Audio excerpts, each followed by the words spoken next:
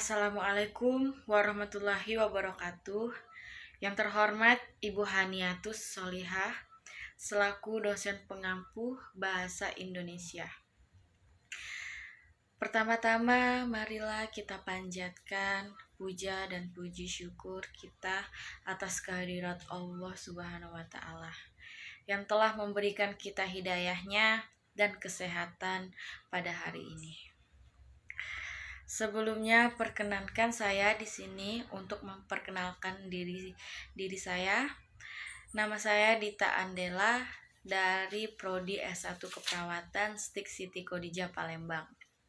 Di sini saya akan menyampaikan pidato yang bertema peran bahasa Indonesia. Telah kita ketahui bahwasannya bahasa Indonesia telah menjadi bahasa persatuan bangsa Indonesia, dan kita sebagai warga Indonesia yang ingin menjunjung bahasa persatuan, hendaklah kita berbahasa Indonesia yang baik dan benar. Karena warga negara yang baik adalah warga negara yang dapat menghargai jasa para pahlawannya yang telah menetapkan bahasa Indonesia sebagai bahasa nasional negara Indonesia. Di negara yang kita tempati dan kita cintai ini terdapat beragam macam suku dan budaya, yang mana semua itu pasti terdapat perbedaan di antaranya adalah perbedaan bahasa. Oleh sebab itu, fungsi bahasa Indonesia berkedudukan sebagai bahasa pemersatu bangsa sebagai yang telah kita ketahui di dalam Sumpah Pemuda 1928 dan UU 1945 yang berbunyi bahasa Indonesia adalah sebagai pemersatu bangsa yang berbeda suku, ras, agama, budaya, dan adat istiadat. Dan selaku warga Indonesia yang baik, hendaklah kita juga saling menjaga tata atau tutur bahasa yang sopan dan santun terhadap sesama. Karena penggunaan bahasa yang baik itu mencerminkan apakah kita orang baik ataupun orang yang buruk.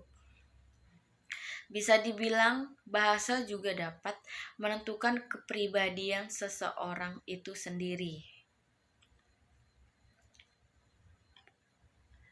Oleh sebab itu, sekolah pasti mengajarkan bagaimana cara berbahasa Indonesia yang baik dan benar, agar dapat mendidik moral serta kepribadian para penuntut ilmu yang sesuai norma dan kaidah yang berlaku di Indonesia, sedari mereka kecil hingga mereka sampai dewasa. Dari segi pengajaran, bagaimana dia berbahasa atau berbicara dengan orang tua dia sendiri, dengan guru, maupun dengan teman sebayanya. Dengan bahasa yang baik dan benar, beberapa hal yang saya sendiri amati, ternyata masih banyak orang-orang Indonesia itu sendiri yang tidak tahu menahu berbahasa Indonesia yang baik dan benar. Contohnya seperti pergaulan anak muda zaman sekarang yang seringkali melupakan tata cara yang baik dan benar, serta berbicara secara sopan. Sangat disayangkan hal itu bisa terjadi di negara yang kita cintai dan kita tempati saat ini. Padahal seperti yang saya bilang, kepribadian seseorang tergantung bagaimana dia berbahasa yang baik dan benar, serta tak lupa mengedepankan yang namanya etika sopan santun. Para guru atau pendidik sangat mempunyai peran penting penting untuk mendidik para peserta didik agar dapat berbahasa Indonesia yang baik dan benar. Para pendidik haruslah aktif memberikan contoh tata cara berbahasa yang baik dan benar agar para peserta didik tidak salah dalam berbahasa yang baik dan benar. Tidak hanya guru dalam bidang mata pelajaran bahasa Indonesia, melainkan guru-guru lain yang mengajar di bidang mata pelajaran bahasa Indonesia pun harus ikut serta memberikan atau mendidik serta menggunakan bahasa Indonesia yang baik dan benar.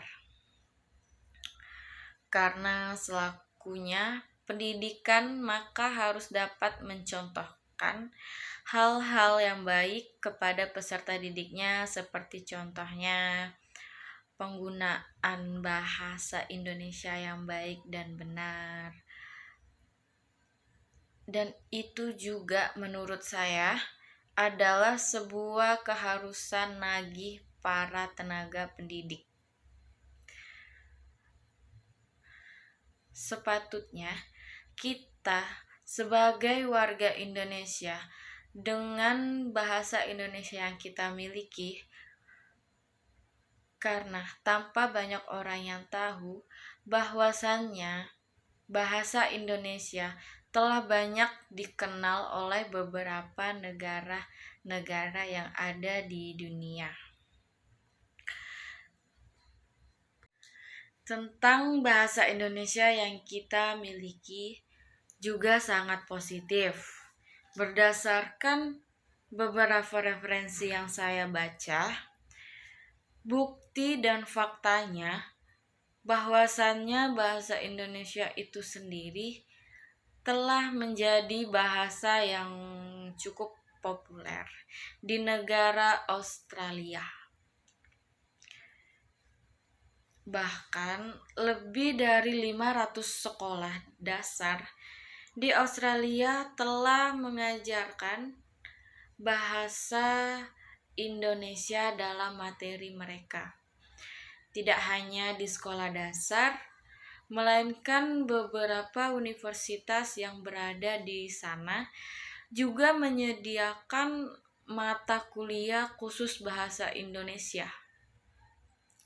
Tidak sampai di situ, bahasa Indonesia sendiri termasuk ke dalam bahasa yang sangat paling banyak dipakai dan diajarkan di negara mereka, contohnya seperti negara Australia, Mesir, dan Jepang, dan sebagainya.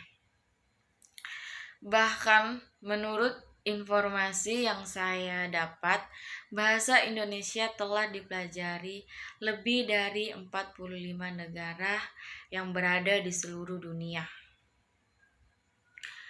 Bahkan pusat studi bahasa Indonesia juga terletak di negara benua Afrika.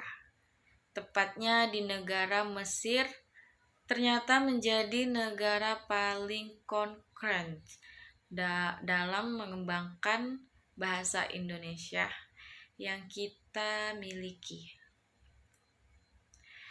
Buktinya baru-baru ini negara yang kita kenal dengan piramidnya itu membangun pusat studi Indonesia terletak di Suez Canal University.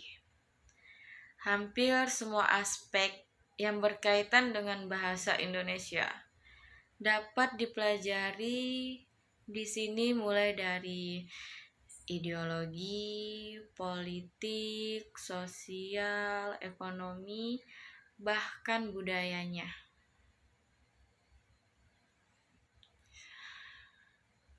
Sekian dari pidato saya akhiri. Wabillahi taufiq wal hidayah. Wassalamualaikum warahmatullahi wabarakatuh.